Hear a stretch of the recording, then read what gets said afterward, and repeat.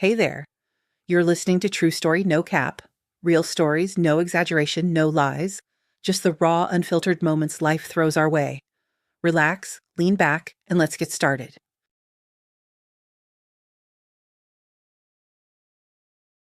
The melody of a smartphone ringing out closer to midday on a perfectly ordinary working Thursday once again divided Sarah's life into a happy period before and an almost hopeless one after. The familiar word Marty lit up on the screen. Although calls in the middle of the day weren't a frequent occurrence, the woman felt no ill premonitions about it. What if? Maybe Martha missed her or wanted advice on choosing clothes? Sarah put a pencil point on the margin of the sheet with the client's contract draft and hurried to answer the call so as not to worry her loved one with a long wait. As soon as the woman heard Martha's voice, which sounded unusually muffled, or so it seemed to her heart plummeted somewhere down.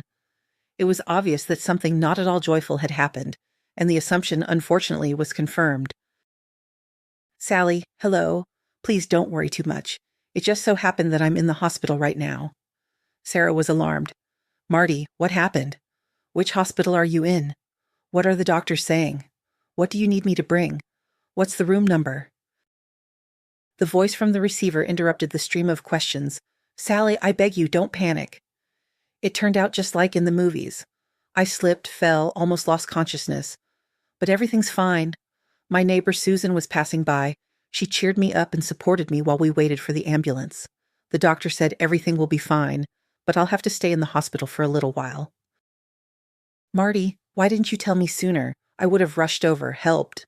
I didn't want to bother you in the middle of your workday, but visiting hours are in the evening, from 4 to 7, and if you went from the office to my place first, then to the pharmacy, I was afraid you might not make it. In short, please write down what you need to bring here. The main things are my insurance policy and a phone charger. And water, not sparkling, because for some reason I'm really thirsty." Invisible to Sarah, Martha sighed, and the woman vividly imagined how her loved one's face must have contorted with pain, and she hurried to end the conversation, clarifying the hospital and room numbers. Sarah reread the list of everything Martha had dictated, added chicken broth and wet wipes to it, and, feeling weak-kneed, went to ask her boss for leave. "George, may I please leave a bit early today? I have personal circumstances. Martha is in the hospital." The boss, a friend of Sarah's husband from their student years, expressed polite sympathy, and upon learning which hospital his subordinate's Martha was in, he encouraged her and inquired, "The doctors in our regional hospital are good. Maybe the setting isn't too luxurious, but the equipment and staff are top-notch." George continued, "I've been in that hospital several times, and I was discharged as good as new. So everything will be fine, don't get down. By the way, are you driving today, or is Dave using the car? Maybe Steve can give you a ride?" Sarah was touched by her boss's concern and decided she wasn't in a position to refuse the suggested option. "Thank you, George, that would be very helpful." Sarah explained, "I won't keep the driver long. I just need to stop by Martha's place, that's all. I won't delay Steve further. I'll gather the necessary things there and then I'll call a taxi. Thank you." The boss wished Sarah luck and promised, "Come out to the main entrance in 15 minutes. I'll tell Steve to wait for you at your Martha's place and drop you off at your and Dave's family nest. He has to come back for me anyway, and your place is on the way." Thanking her considerate boss again, Sarah went to shut down her computer and tidy her workspace. She took the contract with her so as not to let the team down and to finish the necessary work by the next morning. The woman barely registered the meaning of the stories the driver tried to entertain her with, but she was even grateful that his stream of chatter forced her to react somehow and prevented her from sinking into anxious thoughts. Following the list, checking off each item, Sally gathered things in Martha's apartment, watered her favorite flowers, turned off the gas and water just in case, and checked if there was anything perishable in the fridge. She collected the trash to throw away and only then went downstairs and continued on with the talkative Steve. Not far from Sarah and David's house was a supermarket with a pharmacy section inside, and the woman decided to stop there on the way. Asking Steve to stop near the trash bins, she threw away the collected garbage and hurried off to buy groceries. Moving almost on autopilot, Sally bought everything necessary and soon was simultaneously preparing dinner for her husband and broth for Martha. While the food was boiling and baking, Sarah called David and explained the situation. "Dave, Martha is in the hospital. I'm going to see her. I don't know exactly how long I'll be there yet. Dinner will be on the stove." The man admitted, "I know. George told me you needed support. Wait for me. I'll try to get home early and we'll go to the hospital together. You never know what else might be needed. And I'll be there to help." David didn't let his wife down, and picking her up along with the 2 bags she had packed, drove her to the hospital. Sarah managed to persuade the nurse receiving deliveries to let her see Martha and the attending physician, who, fortunately, was there. David waited for his wife in the lobby but verbally sent his good wishes for a speedy recovery. Martha tried to smile upon seeing Sally enter the room, but it was clear she was both uncomfortable and scared. The woman quietly but distinctly greeted everyone in the room and went to Martha's bed. A weight was suspended from the unfortunate woman's right leg. Her lips, bitten almost to bleeding, clearly showed that the ice victim was in great pain. Sarah listened to Martha's story of how she got into the scrape and, trying not to cry, began to unpack everything she had brought into the bedside cabinet. The phone was immediately put on charge. Sally gave Martha the cooked broth to drink and made her eat a few spoonfuls of raw, finely grated carrots. The internet says this kind of salad is the best vitamin remedy in the first few days after an injury. Then I'll give you some sour berry juice. That's good for you, too. Oh, darling, don't worry. You should probably go. David will come home. He'll probably be surprised you're not there. Sally explained that her husband knew what had happened, had rushed home so she wouldn't have to take a taxi, that he hadn't been allowed in, but he sent his regards. As if she had been waiting for this very line, the woman on the neighboring bed became animated. "The orderlies and nurses here are rude and boorish," she interjected into the conversation. "You can't get hold of them day or night. They just drink tea and hang around the doctors. Giving them chocolates, even money, is useless. They still do their duties half-heartedly." Sarah remained silent, and after finding out Martha's doctor's name and patronymic, went in search of him. The restless neighbor didn't miss the opportunity to remark here either. If he's not in the doctor's lounge, check the dressing room. He's probably sweet-talking someone there. Thanking the grumbler dryly, Sally went out into the corridor.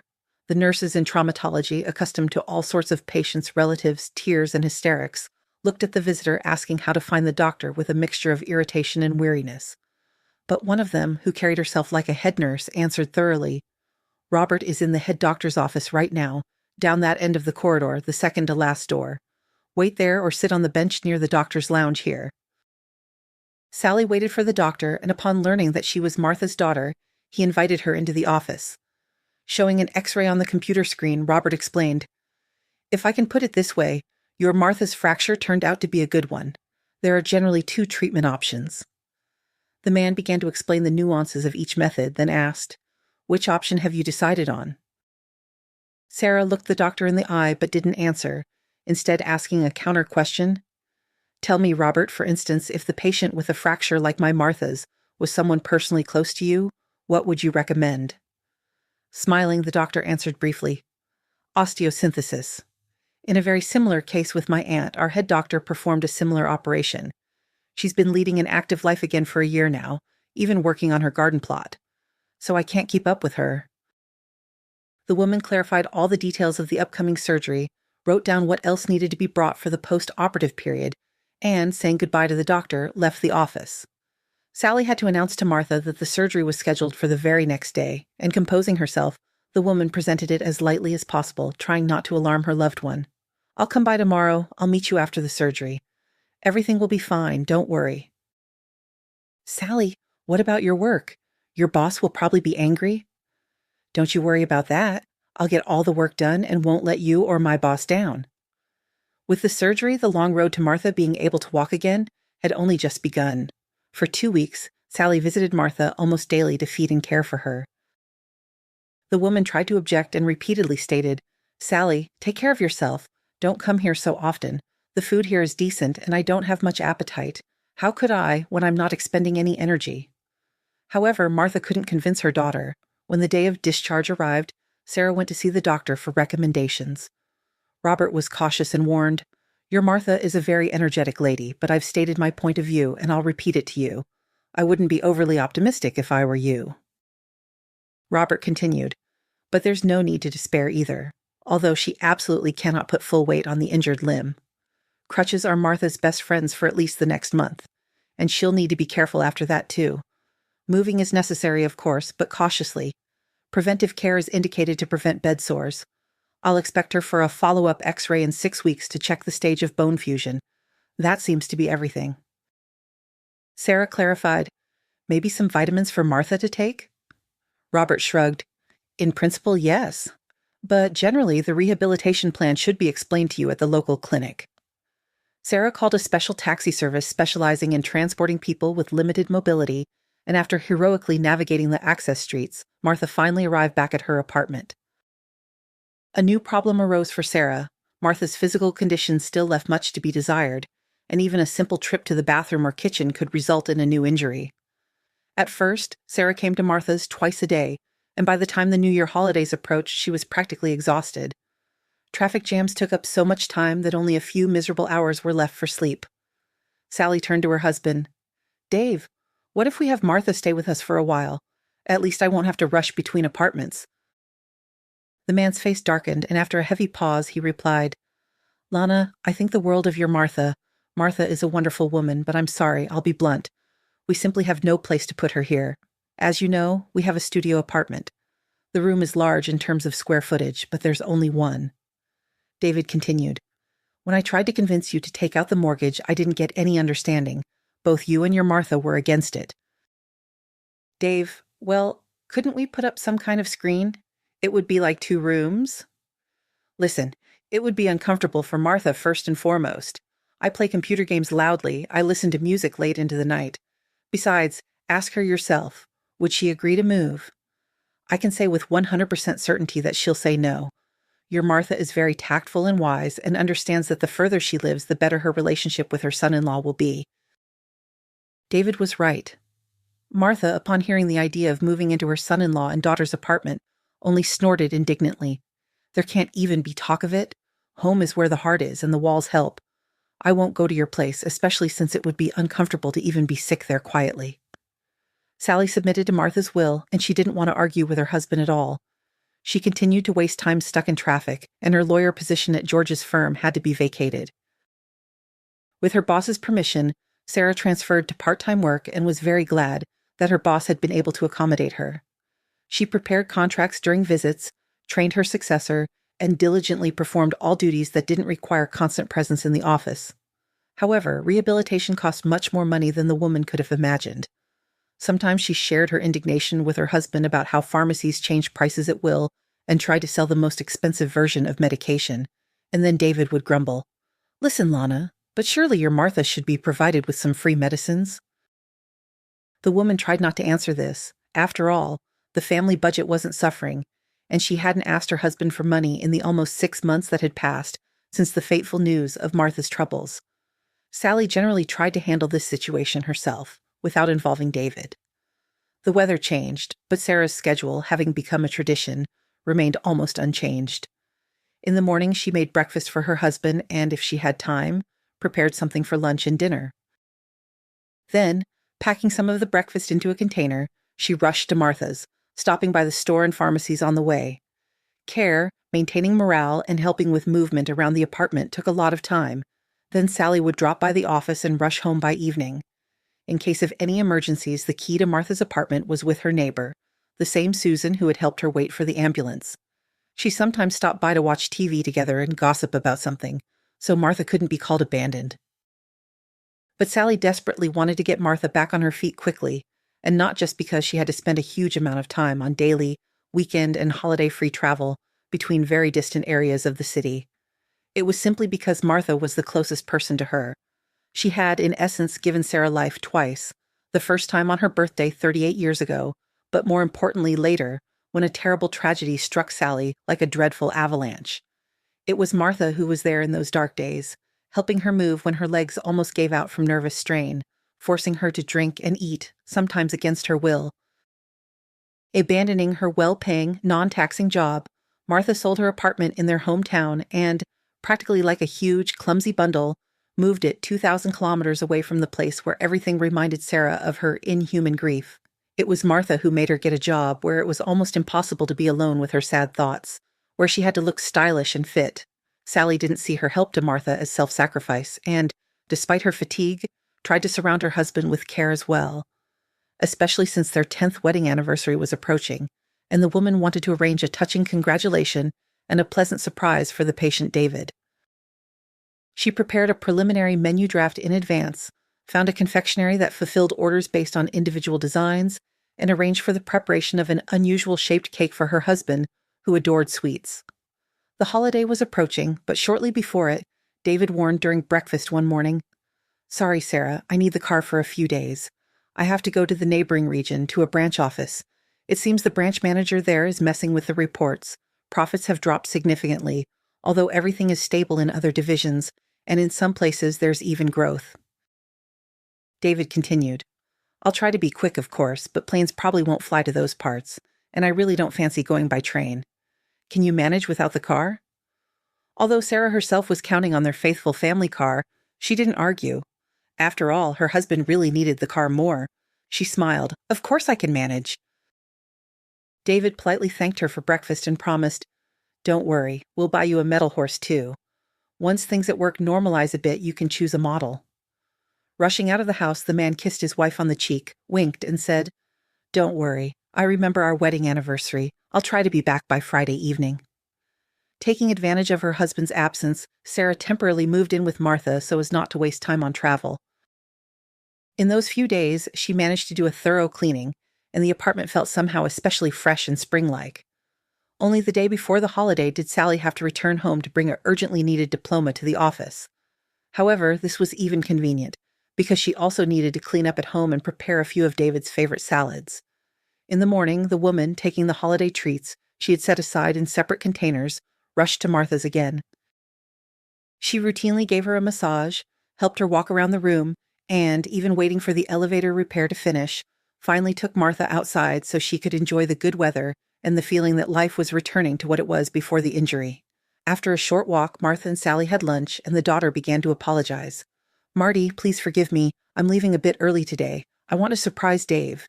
Your keys are with you. Your phone is charged. If you get tired of watching TV. If anything happens, call." "All right, run along, Sally. Happy holiday to you and Dave. Imagine, 10 years together already." Kissing Martha, Sarah ran along her pre-planned route. Spring, which had long since taken hold and was rapidly approaching summer, offered a gentle warmth, and the sweet and tart scent of blooming lilac set a romantic mood. Contrary to the folk belief that getting married in May brings trouble, she didn't have to suffer in her second marriage. On the contrary, David was a quiet harbor for the woman. There were no stormy passions between them, but there was mutual liking and respect. Sarah valued her husband for not prying into her soul, not tormenting her with jealousy and suspicions, and not demanding that she bear him an heir. Even when he first declared his serious intentions, Sally had frankly and honestly warned him that children were absolutely not part of her plans.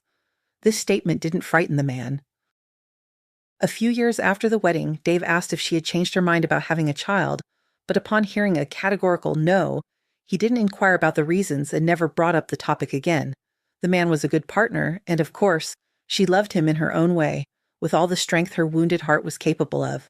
Following the list she had made the day before, Sally bought drinks, got some squid, which David adored, and bought various small things. A crispy baguette, fresh green salad, fruit. Gradually, 2 large shopping bags, which Sarah had thoughtfully brought with her, filled up. Hanging them on both shoulders, she stopped by the confectionery where she had ordered the cake. Now she could go home. Approaching the entrance, Sarah looked hopefully at their family parking spot and sighed with relief. The car wasn't there. That meant she would have time to set the table, hang balloons, and get dressed before her husband returned. Mentally praising herself for the convenient bags that left one hand free, the woman, hurriedly opening the door, finally found herself in their family nest. Setting the cake box on the ottoman, Sally suddenly froze in surprise. A foreign sound coming from the kitchen was brazenly intruding into the usual hum of the apartment building. Strange. There were no unfamiliar shoes on the mat. No strange things were visible, but the clinking of dishes reached her quite clearly, as if someone was moving a heavy plate or a large mug. David and Sarah didn't keep pets. They had always wanted a nice dog, but the misfortune with Martha had adjusted that plan. It would probably have been much smarter to go out onto the landing, close the door, and call her husband. But from exhaustion, Sarah didn't act as safety dictated. Automatically slipping off her sneakers and with the bag still on her shoulders, the woman entered the kitchen and almost collapsed from surprise. Sitting on a chair with one leg tucked under him was a boy who looked about 6 years old. The unknown little guest was completely absorbed in eating. On the table in front of him were David's huge mug, a bottle of water, and a large deep plate into which Sally had layered a salad the night before so it would soak. A spoon sticking out from the edge clearly indicated that the dish had already been unceremoniously sampled. The child was biting into a stick of smoked sausage with appetite, and the woman, flooded with memories, felt a pang in her heart. It was too painful to act rationally. For a few seconds, Sally even thought she was hallucinating from overwork or some other reason. However, the vision was too realistic. The sound, the sight, and even the smell of the sausage. The absorbed boy only tore himself away from his tasty occupation after Sarah, her voice a little hoarse from nervous shock, attracted his attention with a question. "Hey, hi, who are you, and what are you doing here?" The boy jumped up from the chair and without letting go of the sausage reported, "My name is Timmy Smith. Uncle Dave brought me here and told me to wait for him. He said I could eat whatever I wanted, so I'm eating. The sausage is tasty, just very salty." It didn't even occur to Sarah that the person the boy called Uncle Dave wasn't her husband David. Such an incredible coincidence, like in a traditional New Year's movie, where the hero didn't realize he'd opened someone else's apartment with his keys and nothing at all bothered him, in the typical setting of a standard apartment. Simply couldn't happen. Sarah could confidently vouch that it would be difficult to find a design even remotely similar to their apartment. Of course, there must be a logical explanation for the boy's appearance in the kitchen, the woman thought. She herself had married David in the spring, and the surname Smith meant absolutely nothing to her. Her husband was an only child, but as far as Sally knew, he had cousins. However, they hadn't been invited to their modest wedding, and she didn't know them not only by face, but also by surname. So it was quite possible that Timmy Smith sitting before her was the child of one of her husband's cousins. But why had he, without even warning her, suddenly brought this boy to their apartment? Knocked off balance, Sarah couldn't focus, her thoughts were muddled, and she hadn't even managed to come up with any plausible explanation when David called. Coming out of her stupor, Sally finally took the bags off her shoulders and answered the call. The man began speaking quickly, literally not giving his wife a chance to say a word. "Darling, we just missed each other. I just left Martha's apartment and will be home in literally 20 minutes to explain everything. Meanwhile, set the table." The bewildered woman cheered up a little and answered briefly, "Okay." She felt Timmy's gaze very distinctly but couldn't find the strength to look him in the eye. The woman brought her new flip-flops from the hallway, which she had just bought in anticipation of the approaching summer season, and offered, "Timmy, it's hot indoors in sneakers. Here, take these sandals, put them on. It will be more comfortable and convenient." The child obeyed silently. To lighten the atmosphere and occupy the boy who had been dropped on her, but without having to interact with him much, Sally asked, "Timmy, do you know how to inflate balloons?" The boy nodded. The woman quickly went to the room, brought the child a whole package, opened it, then, obeying some impulse, rinsed the tips through which Timmy was to inflate the balloons, and handed them to him, asking, "Don't inflate them too much. When you get tired, rest, and I'll help you tie them. Deal?" The child nodded busily and without any embarrassment asked, "Is your name Lana?" Sally shrugged. "My name can be changed in different ways. Lana, Sandy, and Sarah." Timmy's eyes widened in surprise. "But those are boys' names. What are you, a guy or something?" Sarah chuckled. "No, I'm not a guy. It's just a versatile name, like Jamie or Terry." Silence fell in the kitchen. The boy, lost in thought about something, occupied himself with the balloons. Sally, watching the guest out of the corner of her eye, began to unpack the bags, prepare what she had planned, and gradually set the table. The woman put the cake in the refrigerator and, interrupting herself to tie the balloons Timmy inflated, felt not irritation but a poignant pain. She wasn't angry with her husband, but all sorts of thoughts kept swirling in her head. The woman felt the curious gaze of the little guest on her but didn't dare to look him in the eye, so they observed each other but barely spoke. Busy with chores, Sarah didn't even notice David entering the kitchen with a huge bouquet of roses in his hands and a bulky bag. The man put his load on the floor and handed the flowers to his wife. "Lana, congratulations to you and me on our holiday.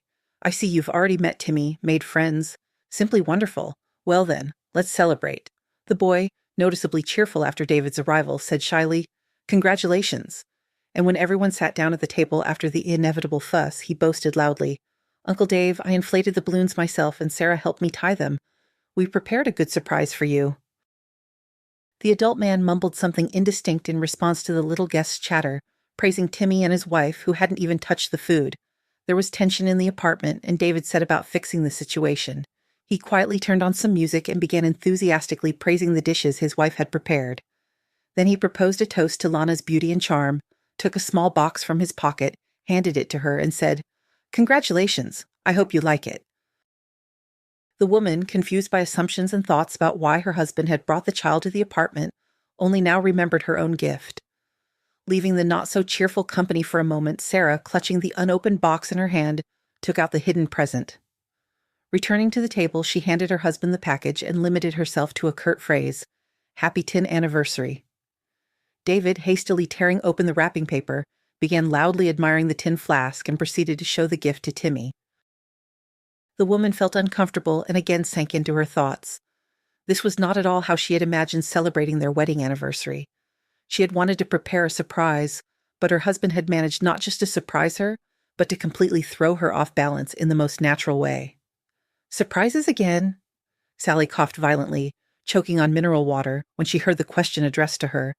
"Lana, Timmy will stay with us for a couple of weeks, okay?" Sarah was silent, not knowing what to say. David tried to justify himself. "I stopped by Martha's to pick you up. I wanted to explain everything on the way home, but I didn't have time, and this surprise happened. I'm sorry I didn't think to warn you, but I was sure I'd find you at Martha's and tell you about our guest on the way." David's monologue ended in prolonged silence. Sarah moved the food on her plate with a fork, not looking up at her husband. He, flustered, also didn't know what else to say in his defense. With childish spontaneity, Timmy broke into the silence, asking brightly, "Auntie Sarah, thank you. I've eaten. Can I try the cake now?" The boy showed his empty plate. With a stony face, Sarah got up from her chair and went to the refrigerator. She wanted to scream, stomp her feet, sob, and smash the dishes, stained like her faith in her husband's honesty. She knew it wouldn't make things easier. The most likely explanation for David bringing Timmy to the apartment seemed to her to be the version about her husband's infidelity. With her whole being, Sally now hated the man she had loved for 10 years as much as she was capable. David, who knew his wife well, guessed from her jerky movements that in a little while she would directly express everything on her mind, and decided to lead the little guest away from the table to the relaxation area, where he could be distracted from the serious adult conversation that was about to happen. "Timmy, come on. I'll turn on the game console for you. True, my games are mostly complicated, but we can find something to your taste online, or I can put on cartoons for you if you want." "Will I be able to eat the cake?" the boy asked with interest. "Of course, you can have anything there." The boy's eyes sparkled. He trustingly followed the owner of the apartment to the cozy, soft corner. Sarah, hearing her husband and guest's conversation, cut a large piece of cake, carefully placed it on a plate, turned on the electric kettle, and watched attentively as it boiled. The click of it turning off brought her out of her thoughts. After making tea, the woman put a cup of the delicious drink, a sugar bowl with a spoon, and a plate with cake on a tray, and then carried it to the table near the apartment's gaming area. David was showing Timmy his collection of computer games, but the boy, who was clearly well-mannered, tore himself away from the fascinating activity and thanked him. "Thank you very much." The woman nodded and, turning sharply, left. When David entered the kitchen, he found a strange scene. Sarah was sitting on the floor, holding dirty children's sneakers, and tears were streaming down her cheeks. The man tried to joke, "Hey, Lana, what's wrong?" "Big deal. A kid walked into the kitchen in dirty shoes. We'll turn on the robot vacuum, let it do its job. It's nothing. Is a little dust worth getting upset over? Especially today, it's a holiday." Sarah looked at her husband in such a way that he felt uneasy, and said quietly, "Dave, I think I've told you repeatedly that I don't want to be in the same space with children for long. It's beyond my strength. You probably had compelling reasons for your action, or as you called it, a surprise, and you can be understood. Only, I'm sorry. I have absolutely no desire to deal with explanations today. I'm going to Martha's now, and I need to—" David couldn't understand the reason for his wife's categorical decision, but he clearly saw that Sally was on the verge of a nervous breakdown, so he suggested, "Lana, I'm truly very sorry that I didn't warn you, but I can't explain everything. I think that when you hear me out, you'll understand that I simply couldn't have acted differently. I'll wait until you're ready to talk."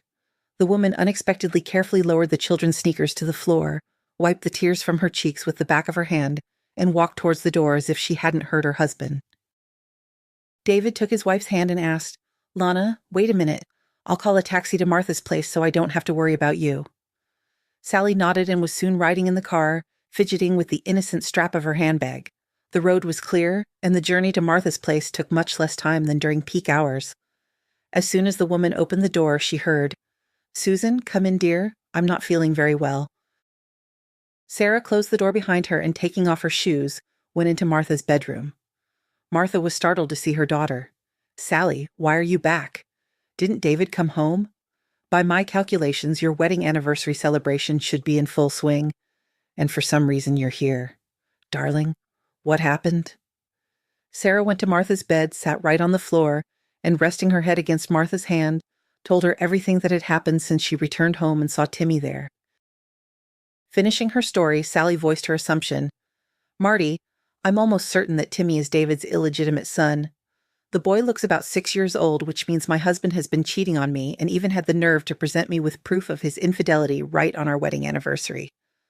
Martha tried to calm her daughter. "I'm sure David can explain everything. I feel that he loves you. Trust my experience, he would hardly risk his relationship with you and cheat." However, Sally cried nonstop. The woman stroked her daughter, who was so grown up but defenseless and sobbing, but said no more words because they were all powerless. Finally, when the flow of tears dried up, Sarah silently got up from the floor and went to wash her face, which was swollen from crying. The woman felt completely drained. Returning to Martha's room, Sally confessed, "I'm very tired today. Do you mind if I lie down?" Martha didn't object or suggest, for example, talking or having dinner. She understood that her unhappy daughter needed to rest. "Of course, Sally. Just let's have some sedative together, maybe valerian drops or something. It'll be good for both of us." Sally did as her mother asked and went to sleep. The nervous tension was so strong that the woman passed out and woke up when the clock showed 10 in the morning. Jumping up from the sofa, Sally rushed to the kitchen where she found Martha mixing batter for pancakes. "Good morning, darling. You're just in time. We'll have breakfast now." Working together, the women made pancakes and, as if by agreement, didn't say a word about yesterday's situation. When Sally was washing the dishes, Martha asked, "Darling, please go to the theater with Susan. She has 2 tickets to a very good play. Excellent seats in the stalls." Martha continued. "Her niece gave them to her for her birthday. They were supposed to go together, and just as ill luck would have it, the niece got sick, and the other relatives can't keep Susan company. Some are called by their garden plots, some are flying on business trips. In short, the ticket is going to waste. It's a shame." Sally shook her head. "Marty, I don't want to go anywhere. I'm not in the mood at all." However, if Martha had something in mind, she knew how to insist. "That's why you should go, because you're not in the mood. Art is excellent at switching thoughts in your head and changing emotions.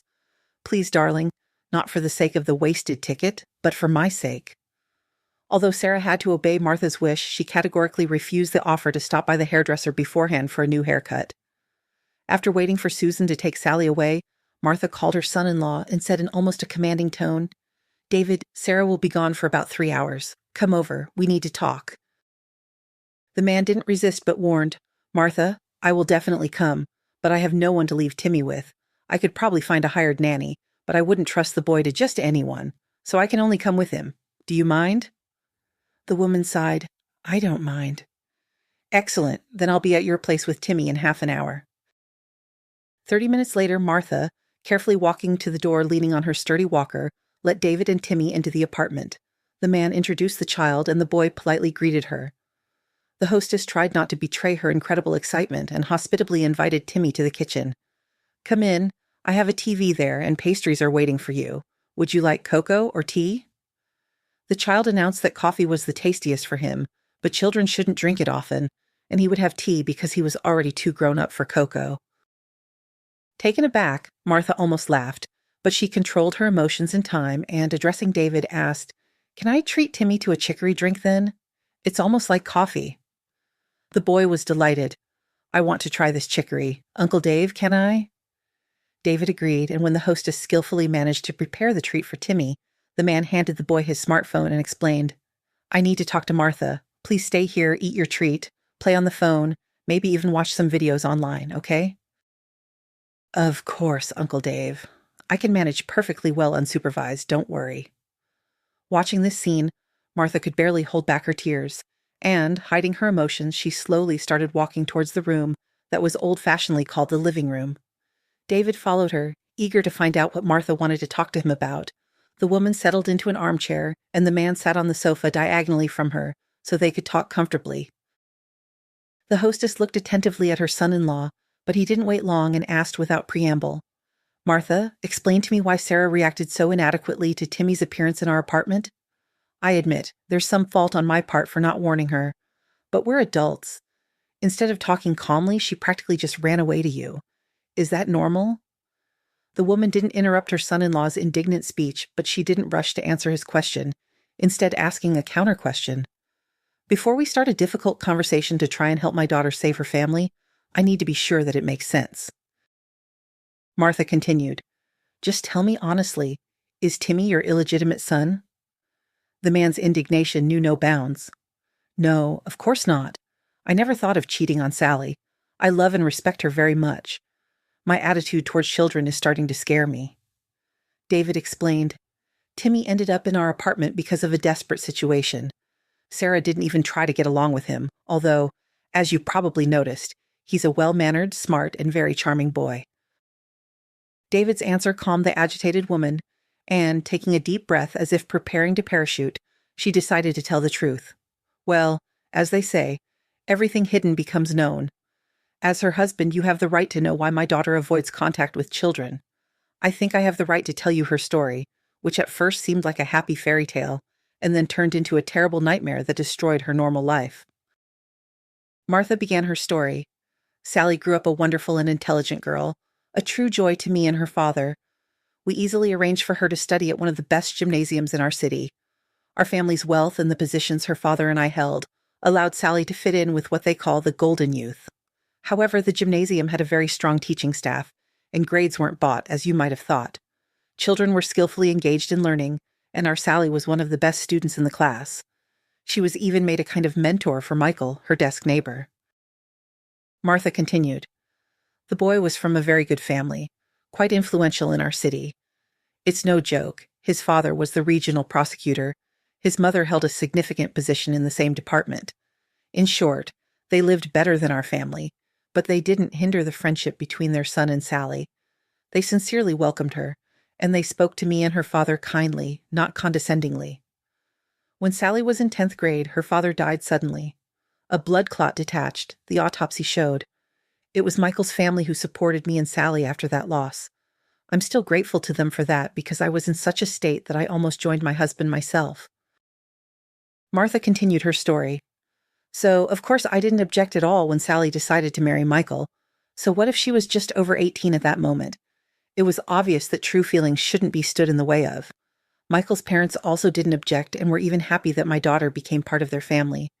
A year after the wedding, Sally and Michael had twins, 2 boys, Tom and Ben. They grew up healthy, cheerful, and strong, and brought joy to all of us. Sally couldn't get enough of her children. You know, Dave, she used to tell me that when she walked, pushing the stroller in front of her, her heart would almost leap out of her chest from happiness. Of course, I helped whenever I could. Her mother-in-law repeatedly suggested that Sally hire a reliable nanny, but my daughter refused every time, and she mostly managed by herself. God knows what it cost her, but she didn't drop out of university and even managed without taking a leave of absence." Martha continued, "And her father-in-law got her a prestigious, well-paid job, in a position where the working day was strictly regulated, and there was a good benefits package and other perks. He certainly had the means to do so, and there was no shame in giving his daughter-in-law a leg up. Sally was no slouch in the brains department. Tom and Ben were 6 years old when my daughter got pregnant again. Michael greeted the news happily, and why wouldn't he? The family relationships were wonderful. As far as I know, there wasn't a single quarrel between them, as if 2 halves were lucky enough to become one whole. I know many were envious, and some women tried to start a romance with Michael, but he didn't need anyone but my Sally. Everything was so perfect that it never even occurred to me that everything would collapse overnight due to a terrible tragedy. Sally had to go to the doctor, and Michael volunteered to pick up the boys from kindergarten himself. By a ridiculous coincidence, his car broke down that day, and he decided not to call a taxi but to walk the children home through the park. The weather was wonderful, and although the rides weren't working yet, there was a pizza place at the park exit that the boys eagerly wanted to visit. Martha spoke, her voice trembling. On the way, Michael met a friend, and while he was talking to him, the children, getting playful, ran out onto the lake. But the March ice turned out to be treacherously thin. My grandsons, as witnesses later recounted, didn't even have time to scream. They went under the water instantly. Michael and his friend rushed to the water, but the boys were only pulled out by divers who arrived at the scene of the tragedy. Michael later tried to justify himself, repeating over and over like a broken record that he was only distracted for a few seconds. But what good was that? Our boys drowned. It couldn't be fixed. My son-in-law was the first to tell me this bitter news, because he was worried about Sarah, and rightly so. I went to the private clinic where I knew Sally was at the time. My heart told me it would be better if doctors were nearby when the terrible grief struck my daughter. Seeing me in the corridor, Sarah must have understood everything from my face. After hearing the news, she had a hysterical breakdown. Even a large dose of medication couldn't calm Sally down. She didn't make it home that evening. She ended up in the hospital with a nervous breakdown. Martha continued her bitter story. From the grief over her deceased sons, my daughter couldn't keep the baby developing under her heart. The doctors didn't even consider it a child yet, but she had already lost it. At Tom and Ben's funeral, Sally stood like a stone statue, without tears, without emotions, pale as death. The emptiness in her eyes was especially frightening. Michael suffered no less. His hair turned gray at 25. He tried to take Sally's hand to support her, but she recoiled from him as if he were a leper. She never crossed the threshold of the apartment where she had lived with her husband and sons again. Martha spoke slowly, remembering, "How many times Michael tried to talk to her, I can't count, but it never worked.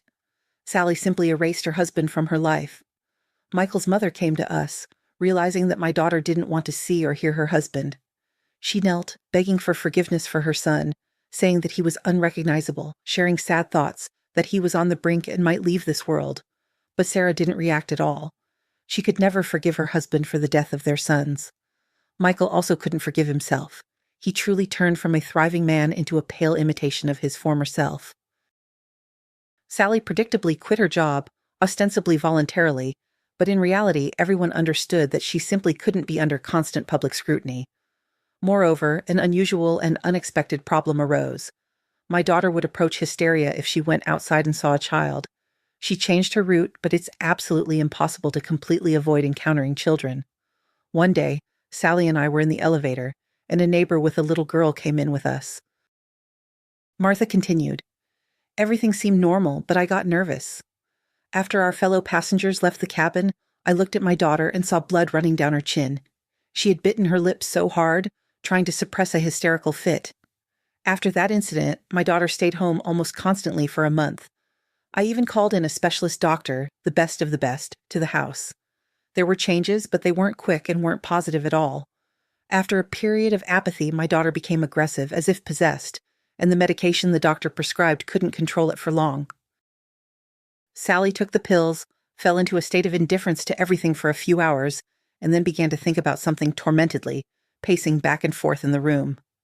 Once I saw her searching online for types of poisons, and I was truly scared. I realized that my daughter had decided to deal with the unwitting culprit of her children's death. I tried to stay by her side constantly, watching over my daughter so she wouldn't do anything irreparable. Martha finished her story. One day, Sally managed to leave the house in the morning while I was sleeping.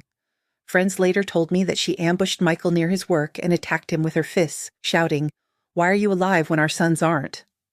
I don't know, maybe my friends exaggerated, but supposedly 4 strong men barely managed to pull her away from the bewildered Michael. He didn't even resist. When I came to pick her up, my daughter was sitting in a back room, filled with the smell of hated Corvalol and some other medicines, and was barely reacting to anything. They told me an ambulance had come and sedated Sally. Among friends and neighbors, of course, all the talk was about the accident with my grandsons and about Sarah going mad with grief. One day, Michael's father called me and strongly asked me and my daughter to leave the city. "You don't refuse people like him." Besides, I was already thinking about how to hide my daughter from memories, from sympathetic and curious glances. Martha concluded, "I quit my job, sold the apartment. Again, thanks to my son-in-law's parents, I managed to do it quickly and at a quite adequate price. considering the urgency.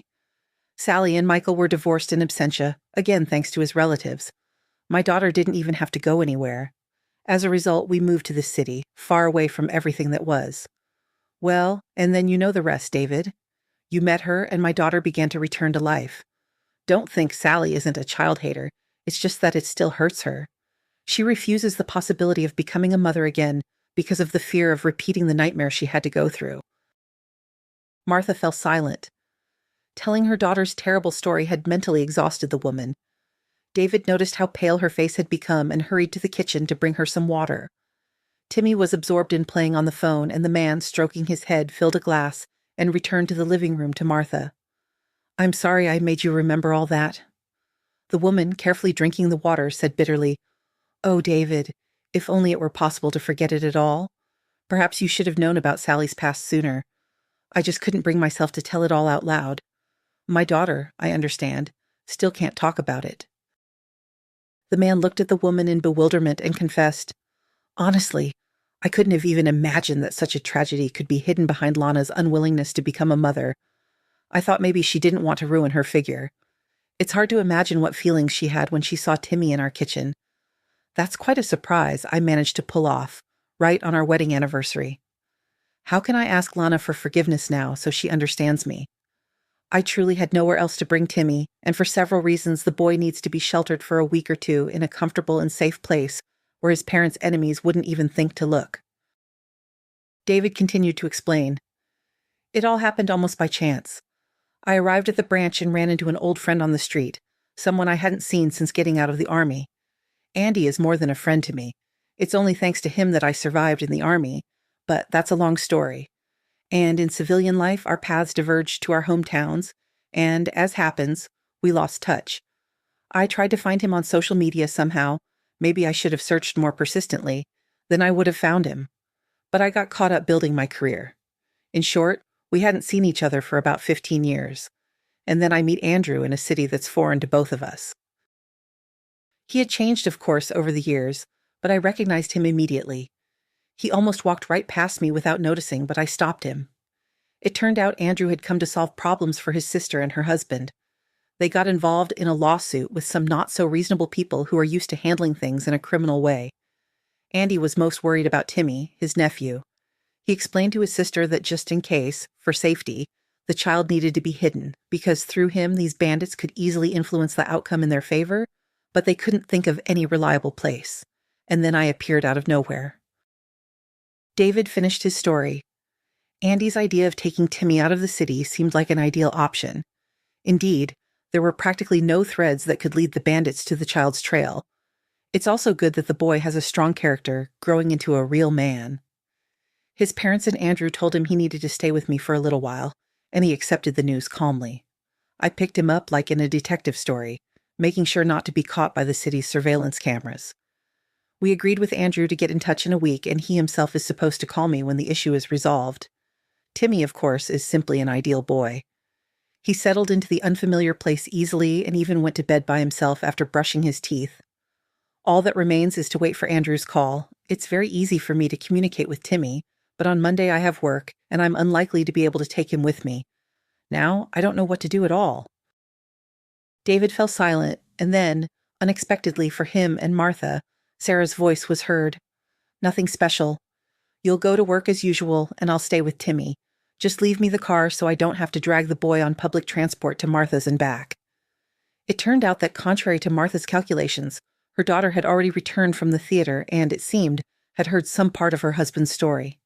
To Martha's preemptive question, Sally explained, "I couldn't watch the play at the theater. I went to the restroom, washed my face, and realized I couldn't go back and stare at the stage without even trying to understand the plot." Sally continued, "I typed a message to Susan apologizing and came here. It turned out I came back just in time. Maybe I needed to hear Timmy's story from someone else because, Dave, forgive me, I suspected you of cheating.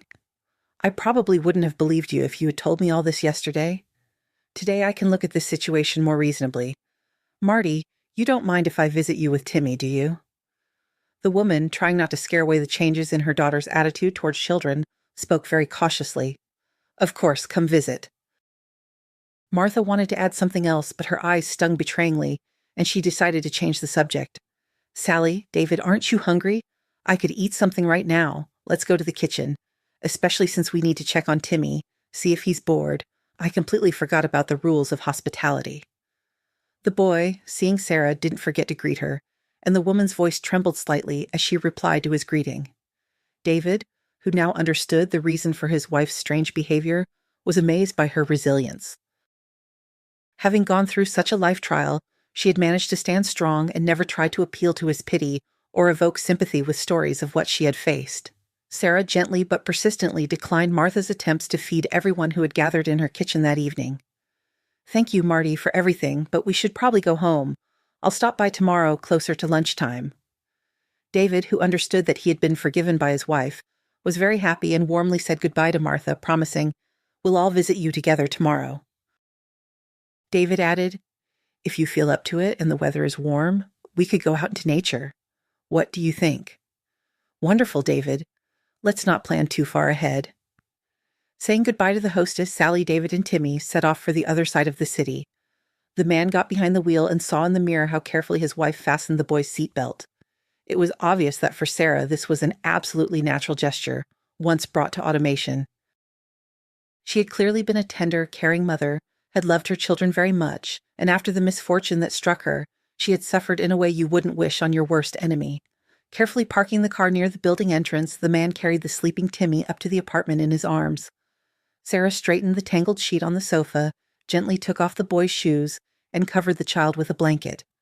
Watching his wife, David felt an incredible tenderness towards her. Unexpectedly, his beloved woman had revealed a side of her personality he hadn't known. He realized he had made the absolutely right choice. Later, they closed the kitchen door and drank tea with the leftover cake, and as if there had been no wall of misunderstanding between them yesterday, they planned their Sunday schedule with jokes and kisses. The man finally decided to bring up the unpleasant topic and admitted, "Lana, I'm a real idiot. I almost ruined everything with what I did, and I want to say a huge thank you for your understanding." His wife smiled. "Well, to be honest, I overreacted too. So I suggest we forget about it. Let's move on." The weekend passed cheerfully and even better than the couple had anticipated. They even managed to get Martha out for a walk, who was less happy about the sunny May day than she was about her daughter's happy eyes. Sally happily answered Timmy's questions and also constantly watched to make sure he wasn't in danger. However, neither Martha nor her husband dared to make comments or reproach her for being overprotective. Timmy, it seemed, didn't pay any attention at all to being surrounded by maximum care. By arrangement with Sarah, he called her by her first name, without using the word auntie, and seemed quite content with his unexpected trip. After their outing, they dropped Martha off at home and the trio lingered, because there was simply no chance of leaving the woman unfed. However, no one objected. Late in the evening, as Sally was putting Timmy to bed, the boy quietly asked her, "Do you think my parents are okay? Will I see them soon?" Trying to make her voice sound firm and convincing, Sarah replied, "Of course they're okay. They'll finish all their business very soon and you'll see them." The calmed boy fell asleep. Sally, afraid of waking the child, beckoned her husband to the kitchen and began to ask him about the situation Timmy's parents were involved in.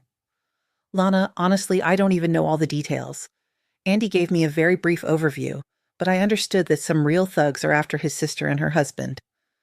The woman began to clarify, asking questions unexpected by her husband.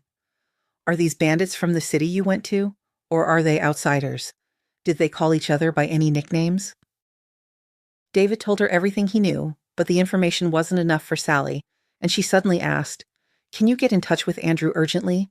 I need to get some clarification from him to try and help Timmy's parents. Of course, he's doing well and is quite comfortable here, I hope, but it shouldn't be that a mother and son are separated for long." From Sarah's voice, it was impossible to guess how deeply she had taken Timmy and his parents' situation to heart. But now, knowing her wife's past, David understood how difficult it was for her. "Actually, Andrew gave me a password for a chat in case of something like this, where all messages automatically disappear. I think I can try to contact him." The man opened the necessary website, entered the details he had memorized at his army friend's request, and a few minutes later exclaimed happily, "It worked! Andy said hello." Sally cautiously advised, "Dave, ask him a question that will let you know for sure if it's your friend you're talking to, and if you have even the slightest doubt, close the site immediately and take the SIM card out of your phone." Alarmed by his wife's suspicions, David quickly typed a few phrases and waited impatiently for a reply. Reading the received message, the man breathed a sigh of relief. "Everything's fine. It's definitely Andy," he replied with our code phrase. Sarah nodded and asked, "Excellent. Write to Andrew that your wife will be chatting with him now, and give me the phone. I'll find out everything I need from your friend myself." "Nothing surprises me anymore." David handed the smartphone to his wife. She chatted with the stranger for quite a long time, then grabbed a pen, quickly wrote down a number on a bread wrapper, tore off the edge of the paper with the numbers, squeezed it in her hand, and handed the phone to her husband. "That's it. I'm going to the bathroom. I need to make a call. Write to Andrew that he should log into this messenger in an hour. Then, I hope, I'll be able to tell him something concrete." Sarah left the kitchen and went to the bathroom, which had the best soundproofing in the apartment. Taking a few deep breaths, the woman dialed the number of her former father-in-law, which she had memorized. The phone was unavailable. Sally gathered all her willpower and dialed her ex-husband's number. Soon his voice was heard in the receiver. "Hello, don't be silent." Sarah's voice was hoarse with emotion, and she replied, "Michael, hello. It's Sarah. I need your help. More precisely, your father will probably be able to resolve the situation, but I can't reach him. The robot says his phone is out of network coverage." The man's demanding tone softened noticeably. "Sarah, it's good to hear from you. My father is abroad right now, but if you tell me what the problem is, I'll certainly try to help as much as I can. I work in the regional prosecutor's office now, so all my connections are at your service." "Thank you," the woman replied, told him everything she had learned, and dictated the number she had written down. "Okay, Sarah, I understand everything. It's not the simplest case, but it's solvable. I think in the end, there's a more influential force for every thug. I'll try to help. Warn your friend that I'll call him tomorrow or the day after tomorrow, depending on how things turn out, from my phone, and he can safely answer the call." "Thank you, Michael." Without waiting for her ex-husband's reply, Sarah ended the conversation, which had been very difficult for her, and washed her face with ice water, hoping it would bring her at least some semblance of emotional equilibrium. Even during the conversation with Michael, she had wanted to apologize to him, but she couldn't. The bitter resentment toward the man's carelessness, which had caused her to lose her children, still burned in the woman's heart. At the same time, Sally perfectly understood that without the intervention of her ex-husband, who had extensive connections in the region, Timmy's family was practically doomed, and she wanted to protect the boy and try to save his parents. The woman sat in the bathroom for some time, regulating her heartbeat with breathing exercises. Seeing that almost an hour had passed, she returned to the kitchen to David and told him what Michael had said. The man wrote the information received from his wife to his friend and hugged Sally tightly. He saw how his beloved wife had grown thin in the last hour and didn't know how to help her. He wanted to protect her from all misfortunes. Instead, Sally had to, as David easily guessed, turn to the person who had almost completely destroyed her life. The conversation had agitated the woman. She freed herself from David's embrace and automatically began clearing the table, not paying attention to the fact that she was throwing away food her husband hadn't touched at all. Finally, the man caught her hand and suggested, "Stop this fuss. It's been a difficult day, and we need to rest." Even listening to her sleeping husband's peaceful breathing, Sally couldn't calm down. Images of her little boys appeared before her eyes, as if real. Here are Tom and Ben smiling at her with toothless grins, then going to kindergarten for the first time and, clinging to the window, waving to her with their little hands, giving her cards for Mother's Day. Here, clearly having conspired instead of falling asleep, they loudly and cheerfully applaud when she starts singing them a lullaby. How many pleasant moments were so carefully stored somewhere far away in her memory, and how brutally everything was wiped out by an accident. How many times she had warned her sons not to take risks, yet they still didn't listen. However, what was the point of being angry now? Tom and Ben were gone, and their father was now the only hope that Timmy would be able to hug his mother very soon. Let Michael be able to help at least this woman, completely unknown to Sally. Timmy stirred and began to mutter something, and Sarah, slipping out from under her husband's arm, hurried to the boy. She carefully adjusted the blanket, which he had almost thrown off, felt his forehead, fearing the child had a fever, and sighed with relief, feeling that based on her experience, everything was fine. Timmy opened his eyes, and Sally, sitting on the edge of the sofa, began to softly sing a lullaby. The boy had fallen asleep long ago, but the woman remained sitting beside him, and she so wanted the child to return to his parents as soon as possible, and at the same time she knew she would desperately miss spending time with him. When the sky, visible through the gap in the curtains, lightened, Sarah quietly went to the kitchen to make herself coffee and work on documents, because there was no point in going back to sleep.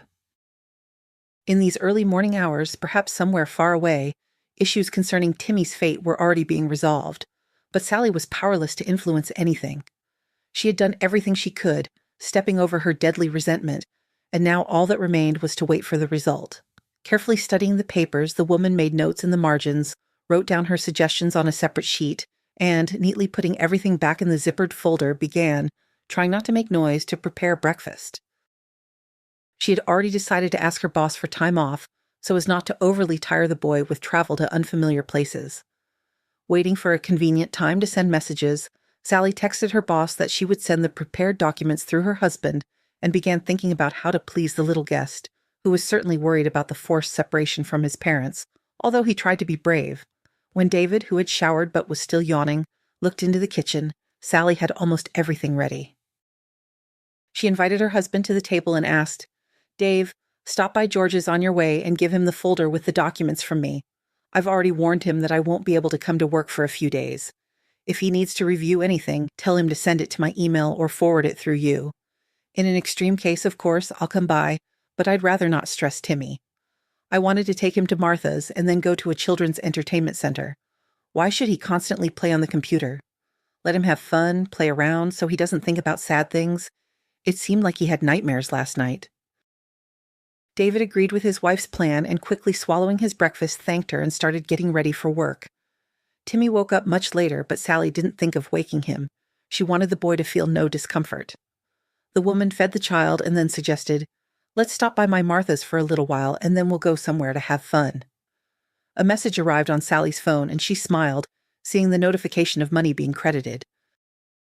David had made sure his wife wouldn't have financial problems. The woman smiled and asked the boy, "Would you like to go to an amusement park with me? It's not very far from the city, and there are lots of options for fun there. A funhouse, rope courses, and apparently even a climbing wall. Do you like active entertainment like that? Or maybe you prefer movies? That's no problem either. I haven't seen a movie on the big screen in ages." Timmy admitted shyly, "To be honest, I'd rather go to the amusement park." "Well, then that's where we'll go." Martha was very happy when her daughter came to her with the boy. It meant Sarah had believed her husband and hadn't acted rashly, demanding he find somewhere else for the child. From her painful memories, she saw that Sally seemed to have thawed even after a brief interaction with Timmy, and she could barely bring herself to make them leave as soon as possible. "Darling, I feel absolutely wonderful today. Go, have fun. If anything happens, of course, I'll call. But honestly, don't worry. I feel like I even have more strength today after yesterday's walk." Turning to the boy, Martha asked, "Timmy, please have a good rest for yourself and for me." The boy nodded completely seriously and promised, "I'll ask Sarah to take pictures and send them to you. You have a fancy smartphone, right?" The woman smiled and praised him. "Good boy, that's a great idea." "Exactly. It'll be like I'm having fun with you. Sarah, check if your phone is charged." Sarah reassured Martha, saying she could charge her phone in the car at any time.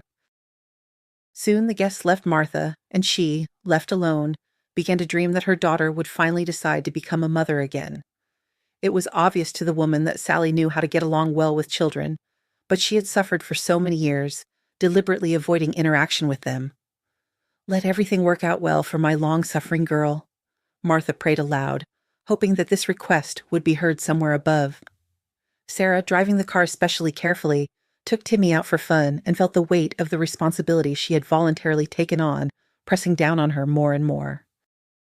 The boy first asked to go on the rope course, and the woman agreed, although at the sight of the rope stretched high up, she wanted to grab the child in her arms and not let him go.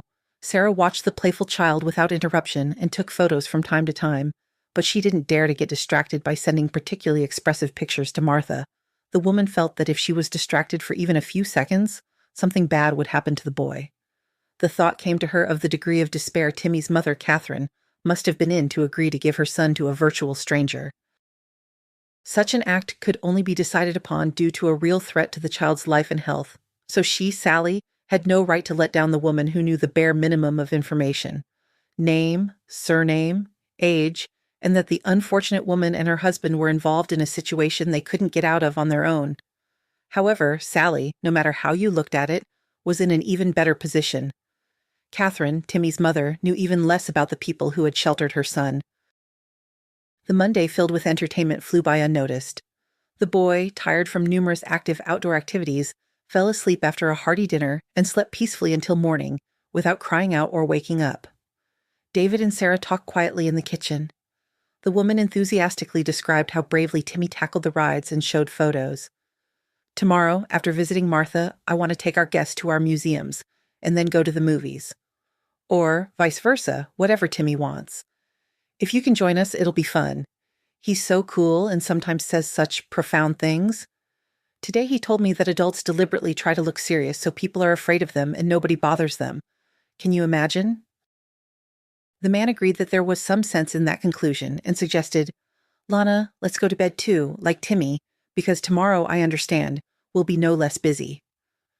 Neither Tuesday nor Wednesday brought news from Michael or the boy's relatives. Although the child visited various entertainment and educational places, his mood worsened with each passing day. He became more thoughtful and sad more often. David and Sally understood that the boy missed his family more and more, but they couldn't influence the situation. Only on Thursday, when Sally and Timmy were visiting Martha, did the long-awaited call come. Michael informed his ex-wife that the main difficulties were behind them and warned, "There are still some minor things to resolve, but those are details. The main thing is that the boy is no longer in danger. His parents have already set off towards the city where you live now. I told them to call you in advance when they're approaching and confirm the address. In short, I'll see this through to the end. You don't need to worry." Sarah sincerely thanked her ex-husband. "Thank you, Michael, and forgive me for everything." The man's voice rang out as he replied to the woman who had caused him so much pain. "Sarah, you have no idea how happy I am to hear from you, even under these circumstances. I wish you happiness, and if you ever need anything, don't hesitate to ask. I'll always be happy to help." Sarah said goodbye to her ex-husband, and Martha, who had overheard her daughter's conversation, couldn't believe her ears. It seemed her Sally had just had a perfectly normal conversation with the man she had once loved deeply and then hated. "Marty, we need to go. Timmy's parents are on their way, and I still need to bathe him." The child understood that he would soon see his mom and dad and began jumping around the room, shouting, "Hooray!" Sally could barely calm him down. In her joy at the successful resolution of the situation, Martha gave the boy her photograph and a collection of stamps that he had liked so much as a keepsake. "Here, Timmy, you can look at the album and remember me." The child promised, "Thank you, but I won't forget you, Grandma Martha, even without the stamps." Taking advantage of the moment, Sarah called her husband to tell him the good news. But it turned out he already knew. "Lana, Andy already told me that everything was resolved thanks to your help. I'm taking a taxi home now to get ready to meet our guests." Sarah was a little sad to part with the boy who had awakened memories of the happiest days spent with her sons, and she invited him to visit a toy store on the way. "You know, I really want to give you something too. Choose whatever you want." The boy didn't resist, but, apparently shy, didn't spend long walking among the shelves of toys and soon picked up a robot, far from the most expensive one, from a shelf. On the way to the checkout, Sarah put a plane in the basket, which Timmy had once talked about admiringly, and a few more board games. "Oh, so much stuff," the child exclaimed in surprise. "Today is a real holiday." Sarah agreed, "Yes, Timmy, today is a very big holiday." By the time the doorbell rang, the boy was freshly bathed and cutlery gleamed on the table. Catherine, as soon as she crossed the threshold, rushed to her son, hugging and showering him with kisses. The boy's father handed Sarah flowers, and Andrew gave David a firm, manly hug. After Timmy took on the role of an adult and introduced his parents to the hosts of the apartment, everyone sat down at the table. Catherine volunteered to help Sally and confessed, "If it weren't for your kindness, I don't know how we would have managed it all. I can't express my gratitude enough." Catherine continued, "My husband and I have put together some money to compensate for the expenses for Timmy and your inconvenience." Sally paled and replied, "Catherine, please put that envelope away immediately. Don't insult me with this gesture. Your boy will be going to school soon. Spend this money on him. And if it's not too much trouble, sometimes send my husband and me his photos. That would be the best gratitude." A flustered Catherine burst into tears and hugged Sarah. When Timmy, worried by his mother and Sarah's long absence from the table, looked into the kitchen, He saw the women crying uncontrollably and asked like an adult, "What happened?